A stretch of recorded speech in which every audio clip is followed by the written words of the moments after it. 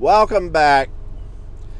I had made myself a promise that I wouldn't let comments on the channel get under my skin anymore. I was just going to take the good, leave the bad, move on, right? Here's the thing. Whenever I started this channel, I've told this story before on here in another video. When I started this channel, I wanted to name this channel My 20 Years, My 20 Years in Trucking, something of that nature, right? Because I wanted to give back. I wanted to take the knowledge that I have in trucking, the experience that I've got in trucking, and give back. Whether it helps younger truck drivers, whether it helps truck drivers that are struggling with the industry, or if it was just old truck drivers like me that we just wanted to get on here and just chat and talk. That's what I wanted to do with this channel to begin with. Some things happened and it changed into trucking and politics. Now, does that mean that I want to exclusively talk about trucking and politics and how trucking is affected by politics? No, but mainly I think that's what the channel is going to be about from here on out. There is a couple of commenters, and I'm assuming they're younger drivers, that has made a couple of comments lately, and I just want to address them. I don't want to call them out, and blast them out of the water and talk crap with them and all of this. There is a channel on YouTube. This guy, he wants to act like he's a young driver. He wants to be relatable to young drivers because 90% of people that are on YouTube are younger people. And that is true. A commenter said that the other day. And that is true. I found my following, I think. There's a lot of subscribers on here that like this channel. They follow me, and usually 90% of them are good comments. I want to address some of the negative ones because that goes against what I built this channel on. And that's why I say I think they're younger truck drivers, because they're not slowing down to look at what the whole channel is about. They're just wanting to take little bits and pieces, because I say this because young people, generally speaking, including myself when I was young, okay, I remember when I was young, you couldn't wait to get out of work so you could go run around with your friends. You didn't want to do what needed to be done. You wanted to do what you wanted to do. And like this younger truck driver channel, he wants to act like he is a young truck driver so he can be relatable. But he's even told on his channel he's 47 years old and been married for 10 years. How is that a young truck driver? He's only a couple of years younger than me. And that's fine. He can do whatever he wants to do. I'm not griping about him. I'm not griping about these commenters. But here's one the other day. I'm assuming this was a younger truck driver. Well, why don't you quit talking about so much negative stuff on your channel and start trying to help truck drivers out, younger truck drivers getting into the industry? Why don't you talk about caging brakes or something like that? Well, first of all, I've never had to cage a brake, ever.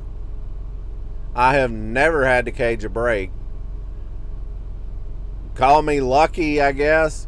Now, what I have done one time is I was in a parking lot and I had to move from one side of the parking lot to the other to a shop, and blew a brake chamber out while I was trying to move my truck or the trailer. And I just found the supply line, clamped it off with a vice grip, backed the brake off, and pulled it across the parking lot. Now, would I suggest you do that and get out on the highway with it? No. Don't be stupid. I was just moving it across the parking lot. You know? But that's not what this channel is about. You know, it's not what this channel is about. Is that saying that I cannot do those types of videos? No, it's not saying that. I have a T600 at the house that needs some work done to it, and I have promised that I will put out some videos of me working on that truck. I would show you, but I'd have to move all my camera equipment. My temperature gauge on my truck is showing that it's 113 degrees outside.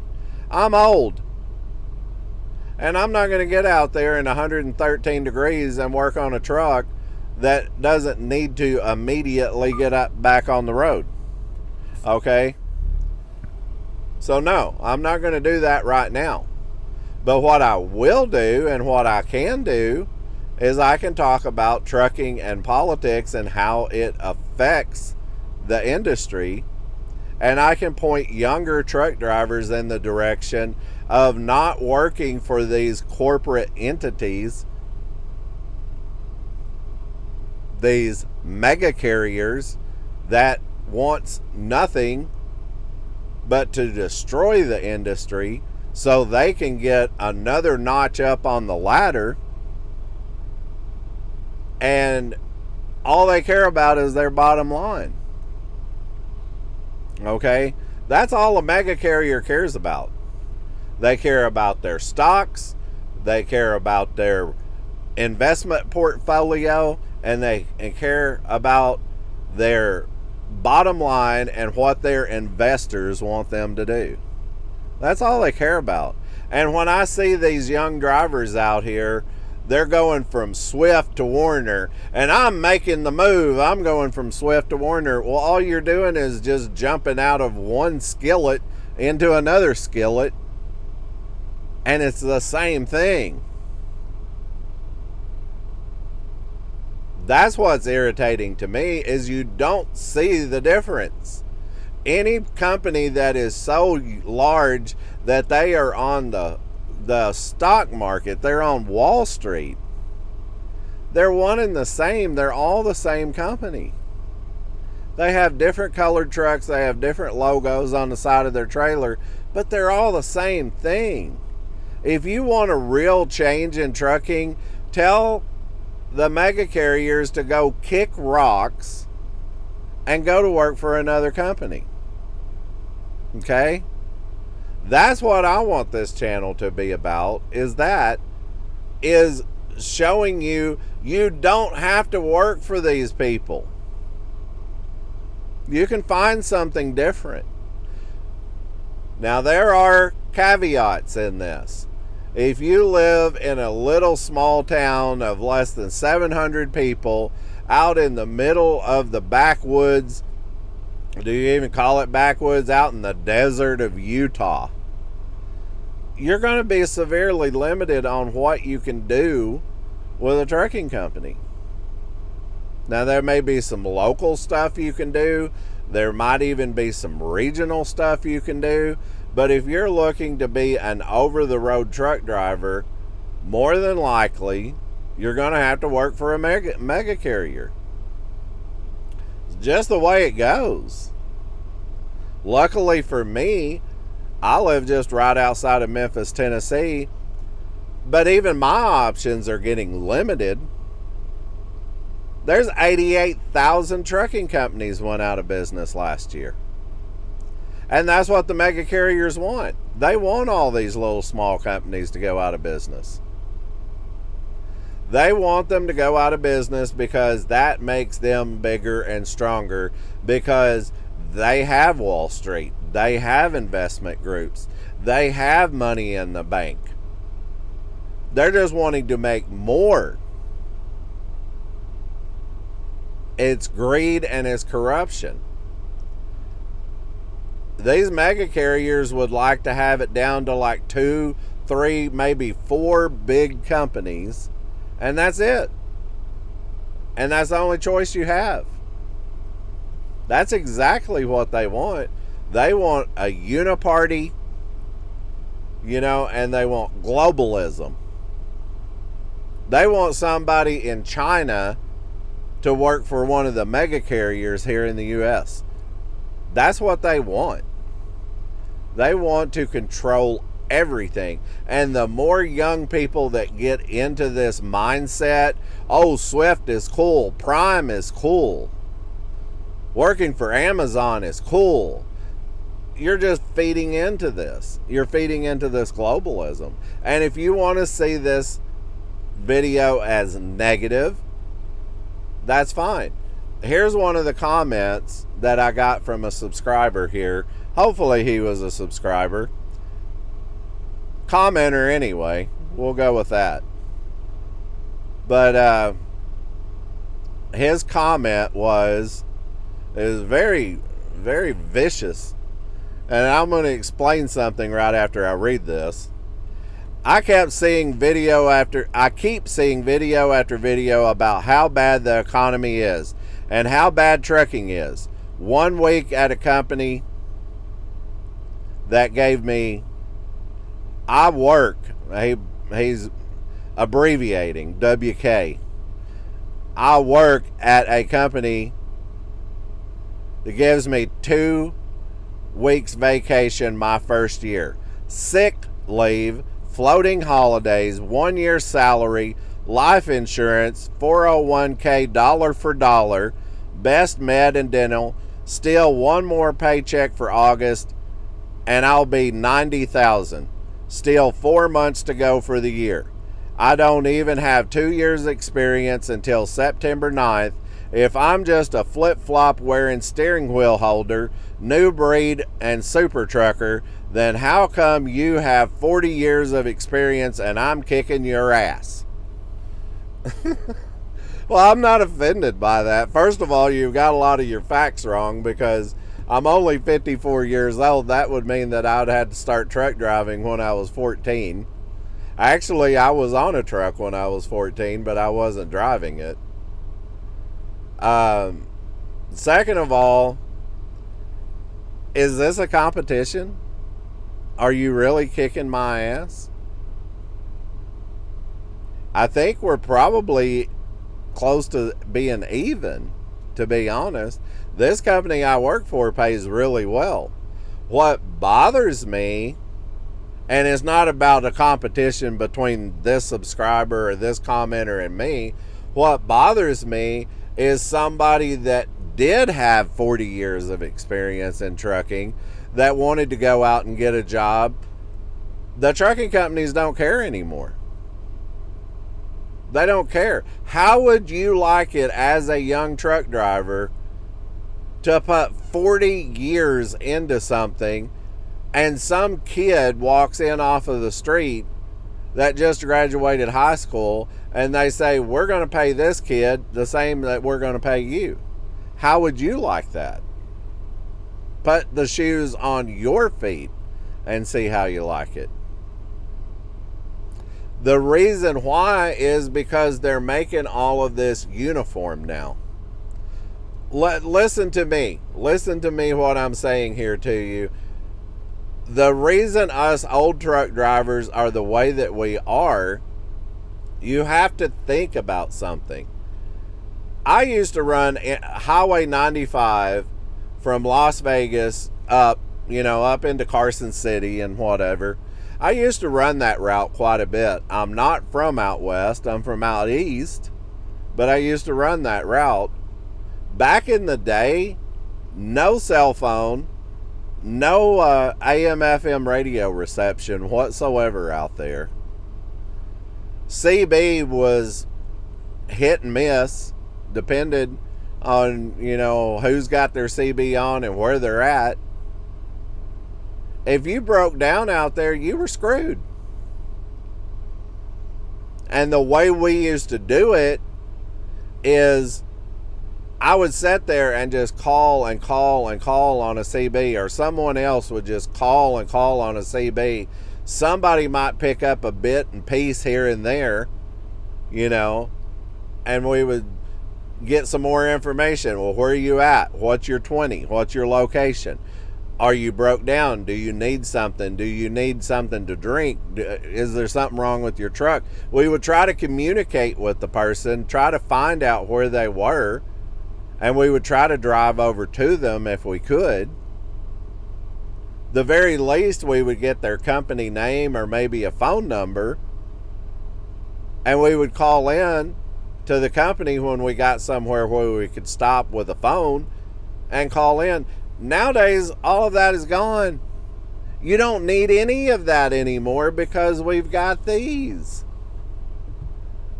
You break down now, you call 1-800, come fix my truck. I don't need another truck driver. You don't need another truck driver. None of us needs each other out here anymore. Help is just a call away. But I'd say there's probably 10% of the United States that doesn't have a cell phone signal.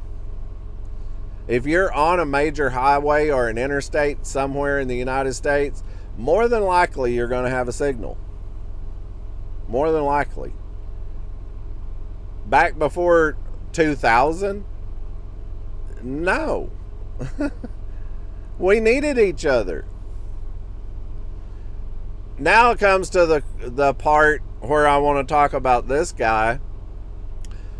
Would you even listen if somebody was telling you something? You know, it's like the whole thing of bringing a horse to water. You can bring a horse to water, but you can't make them drink, right? You can take my son, for instance. I love my son. And I tried to get him to get into truck driving. And I can't remember exactly what he said because probably I blocked it out. But it was something to the effect of, I've seen you, I've seen truck driving, I've seen what it does. I don't want any part of it. So he's not truck driving. He's doing something totally different. My other son, he did get into it. He was a company driver. I helped him along as he was a company driver. He wanted to be an owner-operator. I helped him along being an owner-operator. He did most of it himself, but I helped him along with it a little bit. Now he's not a company driver, and now he's not an owner-operator. He's doing something totally different, but it's still trucking related. Okay? I would like to help people out, but the only way you can help people out is if they will listen. If you want to watch a video, I did it on my phone right before I started this video. If you want to learn how to cage brakes on YouTube, type in YouTube how to cage brakes. And I guarantee you'll pull up at least 5 or 6 videos just like I did. I can't cover every single topic that there is to cover. I can't. That's why I do a specific thing about trucking and politics. I want to stay on my subject of what I do, and it's very easy to get led astray and down these dead-end paths, and you start doing a different type of video. You'll do 2 or 3, and then you'll find yourself stuck, and you've got to come back to where you are. So I want to stay with the core of what my channel is about, but I don't want to leave anyone out either. And that's why I'm wanting to do this video about younger truck drivers. You have to be open. You have to be open-minded about stuff. Look at what we've been through with politics, us older drivers. You know, I remember when Jimmy Carter was president. I remember when George Bush Sr. was president. I remember when Reagan was president and Clinton was president and Obama was president and so forth and so on. And I have read and studied a lot about Lyndon Johnson, Gerald Ford, and John F. Kennedy. That was along the time right there is when we started losing our constitutional republic, and we started going to this uniparty globalist thing to where it shut down all of the little guys. Go listen to the Alan Jackson song, The Little Man. I was just listening to it earlier today. Listen to that. That was the life I grew up in, where it was little trucking companies, little markets down on Main Street, little independent shops, independent truck drivers were everywhere. And then they slowly started fading away and fading away and fading away. And now we've got something similar to trucking, but it's not even anywhere close to what trucking used to be. We've got this globalist trucking. And the younger people that want this, you really need to study what communism is about. You really need to see what the effects of globalism is. You really need to study about what happens when one entity controls everything. Let me give you a hint. If you're not much into history, let me give you a hint of what happens whenever you have one controlling interest. There was a time back in history where there was a group of people being controlled by one person.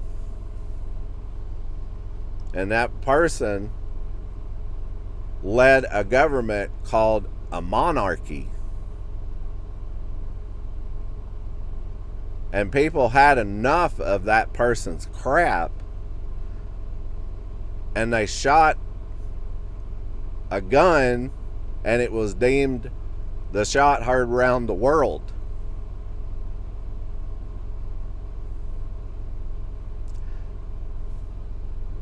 What come out of that is the greatest constitutional republic that the world has ever known. Do you really want to go back into that? Do you? Because that's what globalism is. That's what globalism is right there. That's what these people in power want. They want one controlling entity that controls everything.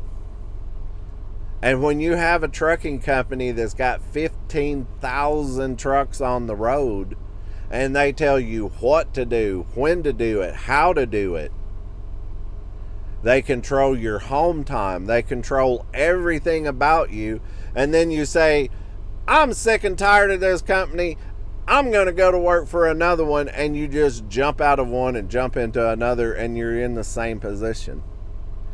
Why don't you actually think outside of the box and do something that's totally radical and different? I don't work for a mega carrier. Did I have the opportunity to work for a mega carrier? Yeah, I did. And I would say to that, the way that I would say to globalism, thank you, but no thank you. I don't want any part of it. I don't want to add to their power-hungry, money-controlling ways. I don't want to add to it.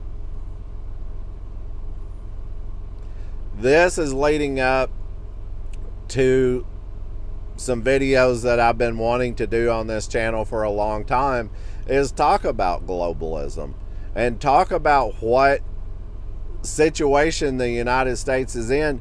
I don't think a lot of people even realizes how bad of a situation the United States even is in. We are in a desperate situation. It is so close that if we don't do something to change the United States and the trajectory that we're on, we are going to lose this country. And that's not hyperbole. That is factual truth. This is the worst state the United States has been in ever. It is a horrible situation that we're into. That's why I wanted to start trucking in politics and start trying to be relatable to people, especially young people,